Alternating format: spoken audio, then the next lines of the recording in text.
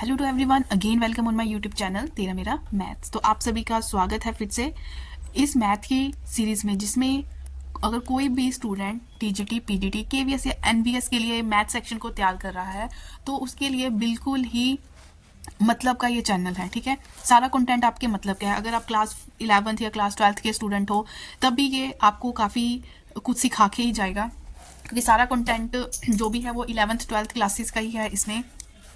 तो मेरी ये कोशिश है कि मैं आपको सिंपलेस्ट शॉर्टकट वे से किस तरह से अगर कॉम्पिटिटिव एग्जाम में क्वेश्चन आते हैं हम उनको कैसे इजीली सॉल्व कर सकते हैं। देखने में वो कॉम्प्लिकेटेड लगेंगे लेकिन वो करने में बहुत इजी होंगे। तो करते हैं आज का क्वेश्चन। जिसने इससे पहली क्लास को नहीं देखा है तो वो प्लेलिस्ट में जाए, ठीक है, उसका लिंक आपको डिस्क्रिप्शन बॉक्स में मिल जाएगा। आप सारे वीडियोस को कंटिन्यूटी में देखें तभी आपको एक क्लियर होगा और अपने नोट्स बनाते जाएं। तो मैंने शुरू की हुई है एपी के मैंने कुछ बेसिक कंटेंट पिछली वीडियो में डिस्कस किया था। अब हम करते हैं अपने नेक्स्ट क्वेश्चन। आज की वीडियो का फर्स्ट क्वेश्चन है आपके सामने, जिसमें हमें बोल रखा है कि जो 10th टर्म है किसी एपी की वो 50 है और जो 20th टर्म है वो 100 है। तो हमें फर्स्ट टर्म और सीडी मतलब यहाँ पे हमें कॉमन डिफरेंस फाइंड आउट करना है। तो कैसे करोगे स्टूडेंट्स? मैंने आपको पिछली वीडियो में बताया था कि टेंथ टर्म को हम कैसे लिखेंगे। टेंथ टर्म हमें कितनी है दे रखी है 50। अगर A10 है तो A10 को हम ओपन कर लेंगे इस फॉर्मूले से, AN is equal to A plus n minus 1D। यहाँ पे n की जगह 10 पुट कर दो। तो मैंने आपको शॉर्टकट बता दिया था कि जो भी वैल्यू होती है उससे एक कम आपको लेना है। अगर A10 है तो इसको सॉल्व करके आएगा A plus 9D is equal to 50। ठीक है, और एक 20th, इसको मैंने इक्वेशन नंबर 1 बोल दिया। और एक 20th टर्म भी हमें दे रखी है। 20th टर्म हमें क्या दे रखी है, देखो 100। तो A20 को आप ओपन करोगे तो ये बनेगा A plus 19D is equal to 100। ये मेरी होगी इक्वेशन नंबर 2। अब हम स्टूडेंट्स फर्स्ट इक्वेशन और सेकंड इक्वेशन को करेंगे सॉल्व कैसे करते हैं।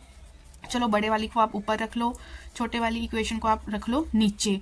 अब इनको कर दो माइनस। ठीक है, तो ये कैंसिल हो गया। यहाँ से आया हमारे पास 10D और यहाँ से आया 50। तो यहाँ से D की वैल्यू तो निकल के आ गई 5D, मतलब कॉमन डिफरेंस। एक चीज़ तो हमें मिल चुकी है, कॉमन डिफरेंस। ऑप्शन में आपने देखना है कॉमन डिफरेंस 5 है तो टिक कर दो। अब हमें निकालनी है फर्स्ट टर्म। तो जब भी हमें कोई एक चीज़ पता चल जाए तो उसको फर्स्ट इक्वेशन या सेकंड इक्वेशन में पुट कर दो। अब D की वैल्यू आई 5, D की वैल्यू 5 किस में पुट कर दोगे आप? इक्वेशन नंबर 1 में। 45 इज इक्वल टू 50। तो A यहाँ से कितना निकल के आ गया 5। ठीक है, ये तो जस्ट आपको समझा रही हूँ, तो इतना कंटेंट हमें लिखना पड़ रहा है, इतना मटेरियल लिखना पड़ रहा है। अदरवाइज आप इसको बड़े इजीली 2-3 स्टेप्स में कवर अप कर सकते हो। तो स्टूडेंट्स जस्ट यहाँ पे अपने बेसिक फॉर्मूला ये था जो आप यहाँ पे यूज़ करोगे। ठीक है, 50th टर्म को कैसे ओपन करते हैं, 10th टर्म को कैसे ओपन किया, 20th टर्म को कैसे ओपन किया। अब इस तरह का कोई भी क्वेश्चन आ जाए मतलब आपने उठा देना है, उसको कर देना है। तो आई होप क्लियर हो गया होगा। कुछ भी क्लियर ना हो तो कमेंट सेक्शन बना रखा है, ठीक है, उसमें आप बताते जाओ। तो मैं जल्दी से जल्दी एपी खत्म कर दूंगी। मैं चाहूँगी कि एपी के जितने भी मुझे प्रीवियस ईयर के क्वेश्चन मिलते हैं वही डिस्कस कर रही हूँ। जो जितने भी क्वेश्चन आपके साथ डिस्कस करिए वो किसी ना किसी स्टेट, किसी ना किसी एग्जाम में ये पूछे जा चुके हैं, तो इनके नोट्स आप बनाते जाएँ। 7th क्वेश्चन बड़ा ही इंपॉर्टेंट है और इस तरह के क्वेश्चन काफ़ी, जब ये एपी से क्वेश्चन पूछा जाता है तो इस तरह के क्वेश्चन आपको देखने को मिलते हैं। तो ये क्वेश्चन में क्या बोल रखा है कि XYZ हमें एपी की फॉर्म में दे रखी है, हमें ये वाली वैल्यू फाइंड आउट करनी है और ये 4 ऑप्शंस हैं। देखो, बेसिक मेथड से करना कर लो, आंसर आ जाएगा, लेकिन वो थोड़ा टाइम खा लेगा आपका। हमें एग्जाम में इतना टाइम नहीं होता है कि हम लेंथी वे से उसको कर पाएँ। ठीक है, अगर तो आपने बोर्ड एग्जाम देना तो आपको पूरा प्रोसेस से करना पड़ेगा, लेकिन मुझे तो ऑप्शन सामने दे रखे हैं, मुझे जस्ट टिक करना है, मैं जैसे मर्जी सॉल्व करूँ, है ना। तो जब भी, अब देखो उन्होंने बोला है कि XYZ आर इन एपी। मैंने आपको क्या बताया था, कोई भी चीज़ अगर एपी में आप मानते हो तो उनका कॉमन डिफरेंस सेम आना चाहिए। तो चलो मैं सपोज करके चलती हूँ। मैंने क्या सपोज किया कि X1 है, Y2 है और Z3 है। ठीक है, जब भी हम कोई चीज़ को सपोज करते हैं तब हम उसको सेटिस्फाई करा के देखते हैं कि क्या जो मैंने सपोज कर रखी है टर्म, क्या वो सेटिस्फाइड हो रही है गिवन में।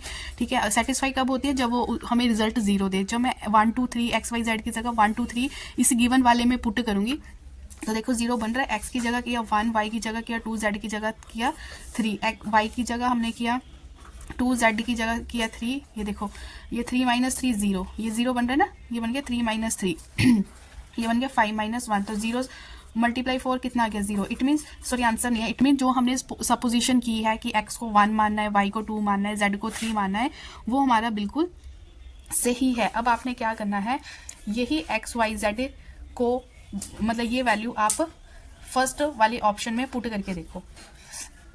तो आप अपनी फर्स्ट ऑप्शन में XYZ को पुट करके देख लो। मैंने जैसे y को जगह 2, z की जगह 3 और ये हो गया 2 का स्क्वायर, ये हो गया 3 का स्क्वायर। तो यहाँ से आ गया 8 to 16 48, यहाँ से आ गया 12 और यहाँ से आ गया 36। तो ये बन गया 48 माइनस 48 इजिकल टू 0, सेटिस्फाई हो रहा है। It means option A is your answer.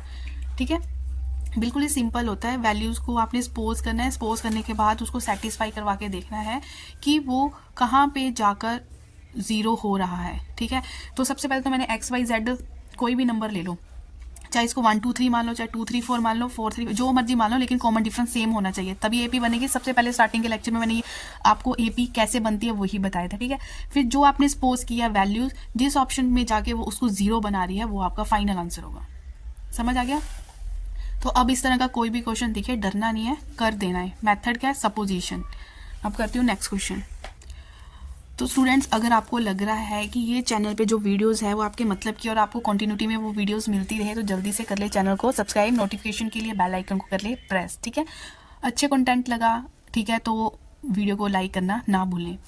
अब देखो यहाँ पे सम की बात हो रही है, तो सम का फॉर्मूला मैंने पिछले वीडियो में आपको बता रखा था। सबसे पहले जब भी सम दिखे तो उसका फॉर्मूला आपकी नज़रों के सामने होना चाहिए कि हाँ जी फॉर्मूला ये होता है। तो मैंने ये लगा दिया सम का फॉर्मूला। अब यहाँ पे कितनी टर्म्स की बात हो रही है? 24 टर्म्स की। तो एन की वैल्यू यहाँ पे क्या है? 24 है। ठीक है, तो सबसे पहले जो ये रूट वाली है थोड़ा सा आप इसको सॉल्व करके लिख लो। ये बन गया √2।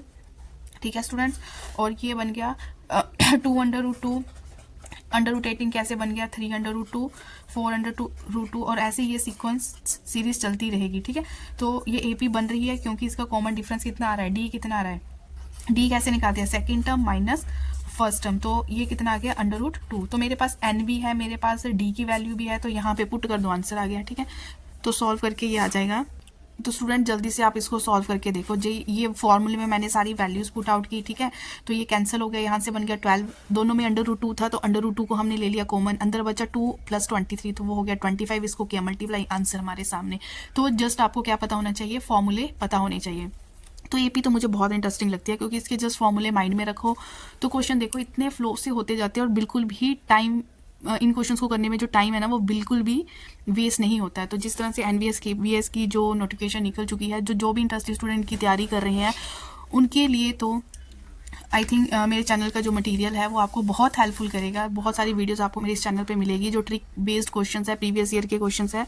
हिमाचल में जैसे टीजीटी निकला हुआ है उसके लिए भी स्टूडेंट्स मेरे चैनल से तैयारी कर सकते हैं। अब करते हैं हम अपना नेक्स्ट क्वेश्चन। तो स्टूडेंट जो नेक्स्ट क्वेश्चन है ना आपके सामने, मोस्ट इंपॉर्टेंट क्वेश्चन।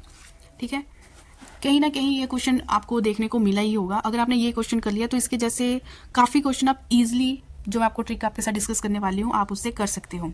स्टूडेंट सबसे पहले ना आपने जो ये गिवन सीरीज दे रखी है इस पर नज़र देनी है कि स्क्वायर करके उनका सम दे रखा है। ठीक है, तो 1 का स्क्वायर कितना होता है? 1। 3 का स्क्वायर कितना हो गया? 9। 5 का स्क्वायर कितना हो गया?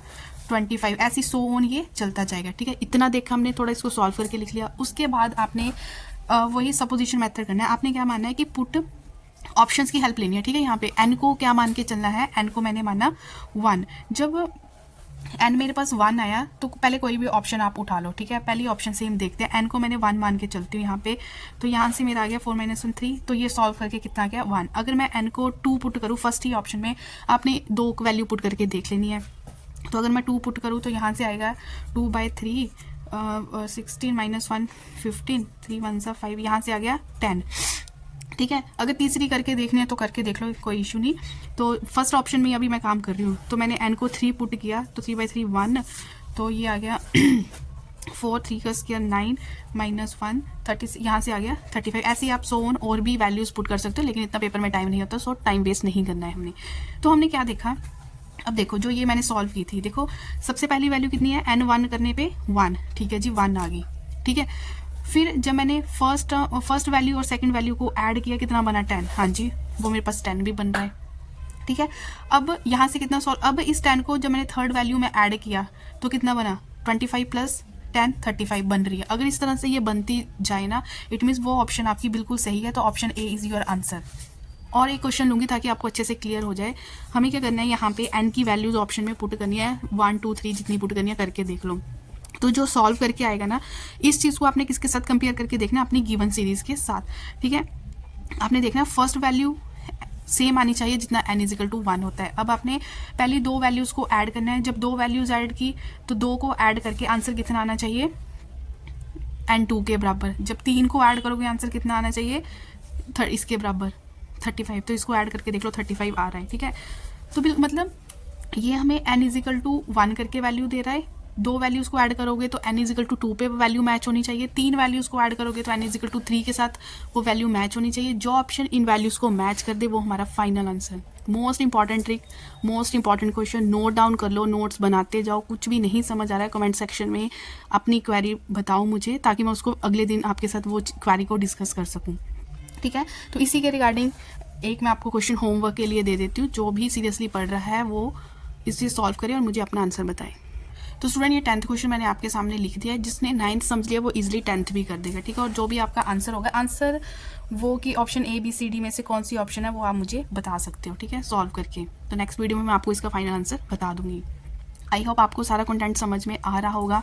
मेरी ये कोशिश होती है कि मैं आपको सिंपलेस्ट से सिंपलेस्ट वे के साथ चीज़ें कन्वे कर पाऊँ, ताकि जो स्टूडेंट्स जैसे कोचिंग वगैरह या कुछ भी इस तरह की एक्स्ट्रा हेल्प बाहर से अफोर्ड ना कर पाए, तो आजकल सबसे बेस्ट मीडियम है हमारे पास गूगल, यूट्यूब।